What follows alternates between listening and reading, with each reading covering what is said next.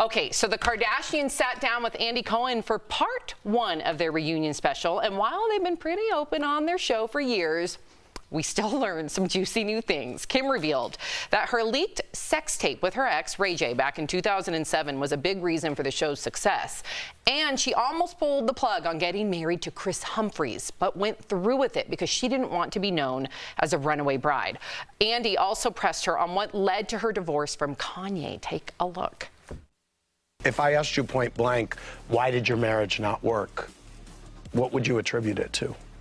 I honestly don't think I would even say it here on TV, but it was not like one specific thing that happened on either part. I think it was just a general difference of opinions on a few things that led to this decision. And Kylie also revealed what led to her obsession with makeup and lip fillers. Watch. I had really small lips, and I didn't ever think about it until I had one of my first kisses, and a guy said to me, "Oh my God, you're such a good kisser, but you have such small lips," or something like that.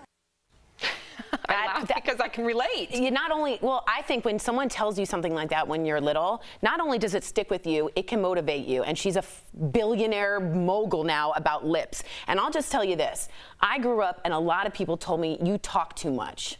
You talk too loud. Your opinion is too much. You are saying it in front of people that don't necessarily want to hear it or agree with you. And because of that, I'm sitting here. Because of that. So when people bully you for a certain, I'm not saying Kylie Jenner is inspirational, whatever, about lip fillers, but the things people say about you can be the spark that gets you to where you are. See, I believe that story. I don't know if I believe her kissing story.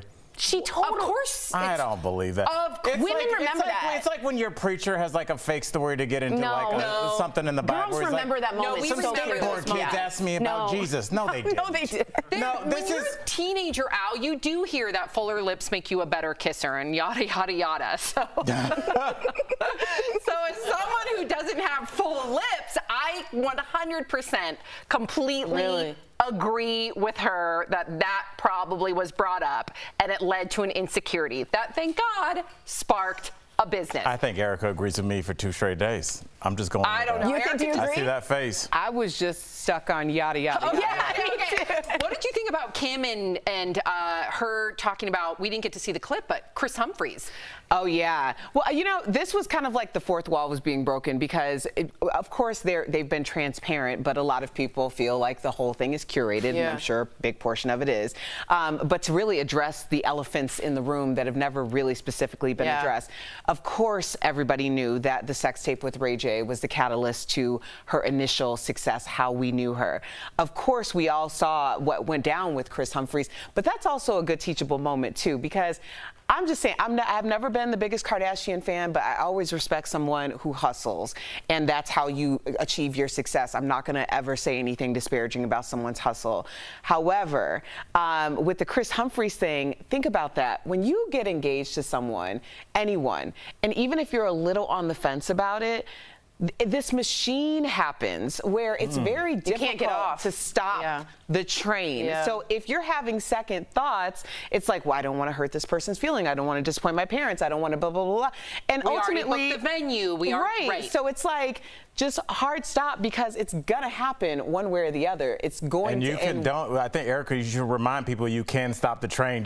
I was listening to you talking. I was thinking about my best friend. He was in Hawaii for a wedding, and he said he got a call the morning of the wedding at 5:30 from the groom, and he said he picked up the phone. I was like, "What's up, man?"